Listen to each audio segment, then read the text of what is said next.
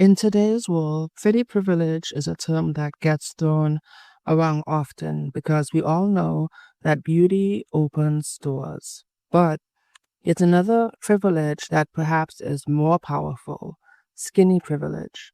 So while beauty is celebrated, thinness is often demanded.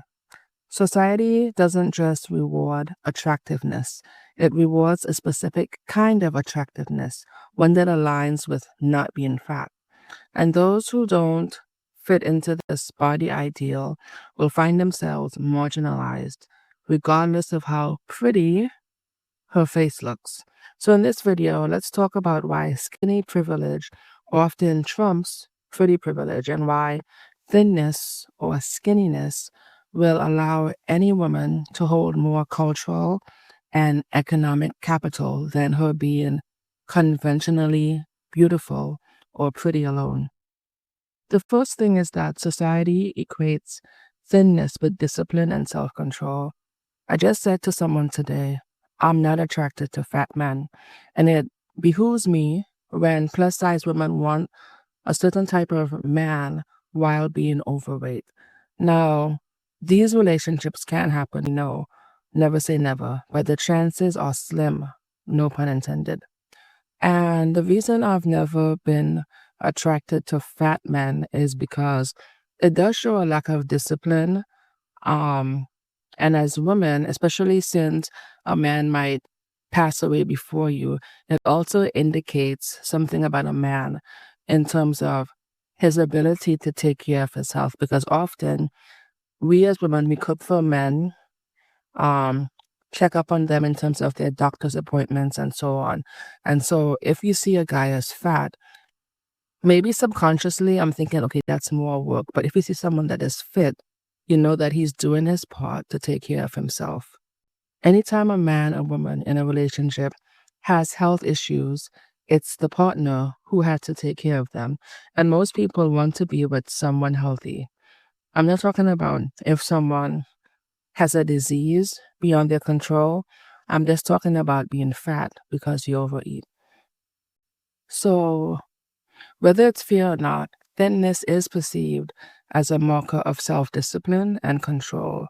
In contrast, fatness is often wrongfully associated with a lack of effort or poor health choices. And people often will make unconscious judgments.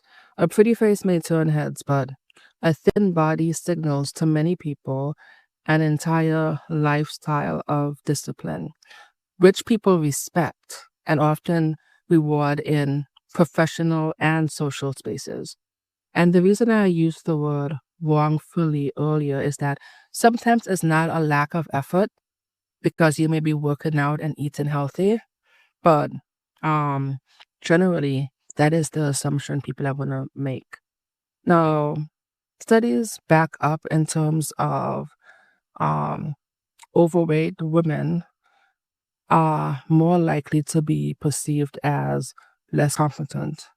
And there was research in the Journal of Applied Psychology indicating this. And this is regardless of their performance at work or their appearance. People were really looking at and honing in on fatness. The second thing is that being skinny is the default in fashion and media, which we all know. Even though like beauty standards are evolving, one minute it's full lips, the next minute is thin lips. Thin in terms of your body, being lean, being fit, being skinny is really the default for fashion and entertainment. Models, actresses, influencers, regardless of their facial beauty, are going to be on the skinny side. And this isn't just about aesthetics, it's also about access. Skinny people are more likely to be chosen for brand partnerships, not necessarily because they're the most beautiful, but because their body conforms to industry expectations. So basically, ladies, pretty privilege can only go so far if your body is considered non-marketable. The third thing is that clothing is designed for skinnier bodies. Clothing, especially mainstream or high fashion, is designed for bodies that are skinny, which we all know. So this means that a skinny person, regardless of how conventionally pretty they are, can access styles, sizes, and trends that flatter their bodies. Meanwhile, someone with a fuller figure may struggle to find clothing that fits or flatters them.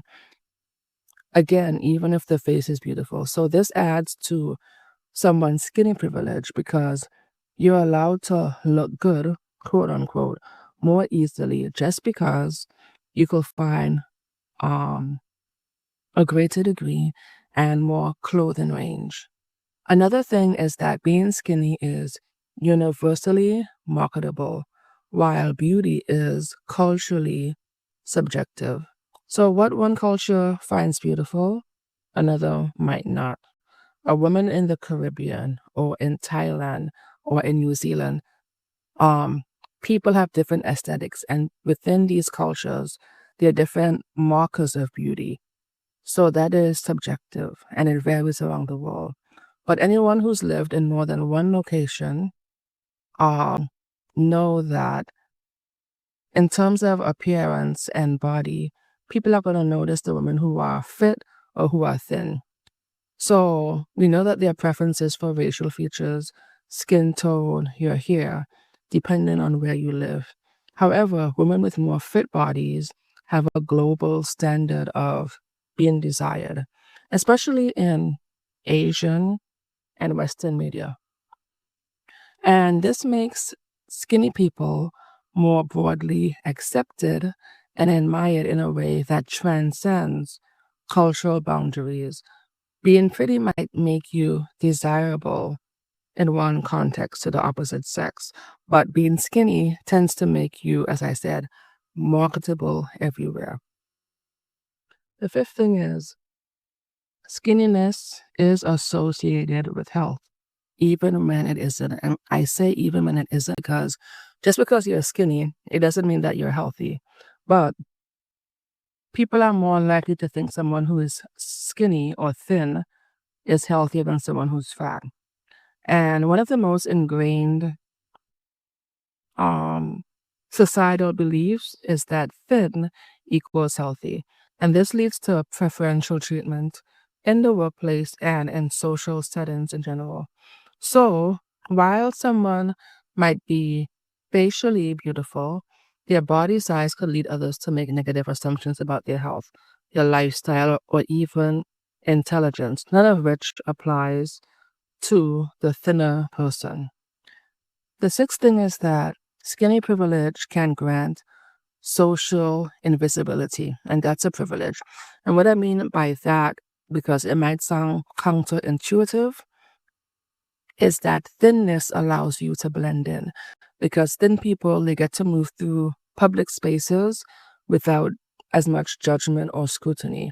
Larger individuals, they experience public shaming. Now, a person may not say it to your face, but there could be like side eyes in the restaurant or the gym, or let's say a person who's heavier goes down to sit on the bus or the plane.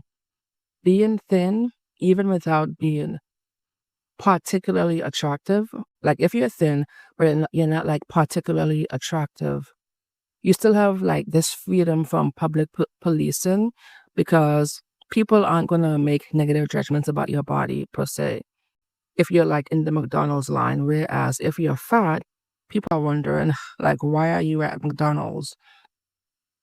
The seventh thing is that weight will affect your career opportunities, and being pretty won't always compensate for this. So, despite anti discrimination laws, weight bias remains important in hiring, promotions, and workplace culture, despite employers not talking about it.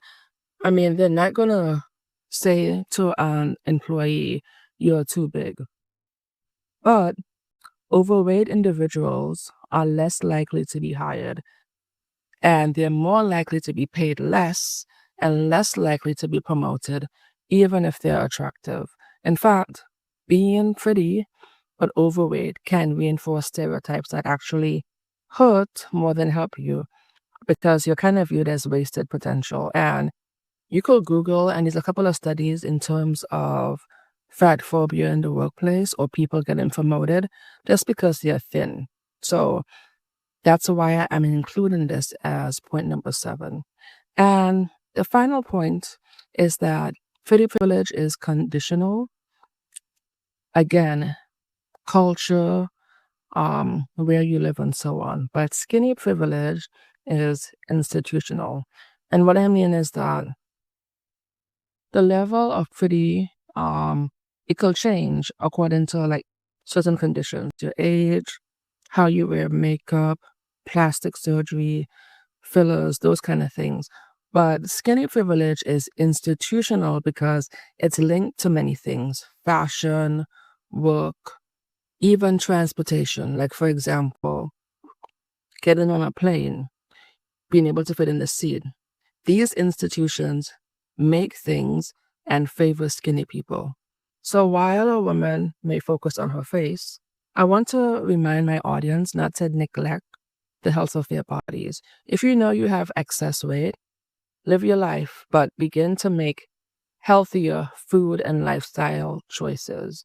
I mean, I know some people, now is summer where I am, and it's like they may not do certain things because they're overweight or they're fat. But I feel despite how much you weigh, you shouldn't hold off on living life and having experiences because of it. Wear something nice, go out and have a good time. But while you're doing that, make healthier choices because a woman's body size and her beauty, when combined well, will increase her power. And while beauty might um, open some doors, a healthy body basically helps you pull up a seat because the whole look is coming together. And the truth is, even if it's unspoken, you will get social validation that a beautiful woman and a fat body isn't going to receive. So if you want to level up your life, you have to acknowledge how society rewards thinness at every level, because this is the reality that we live in. And many Black women may not necessarily want to be thin or skinny, but even losing 10, 20, 30 pounds can improve your life. And that's basically what it comes down to, making choices that will get you further in life. It's funny in terms of African American culture. I remember when I lost some weight. Now, I wouldn't consider myself thin, right? I was on the slimmer side. But we know how our culture is in terms of even if you're on the slimmer side, if you were once heavier, I was about 20 pounds heavier. For some people, they think, okay, you're a bit small. Others were like, oh, you look great. So it just depends on what you want. But if you know you'll be better off by losing a few pounds, do that. Thank you for watching today's video. Remember to hit the like button so more viewers like you can find my channel where femininity meets personal development.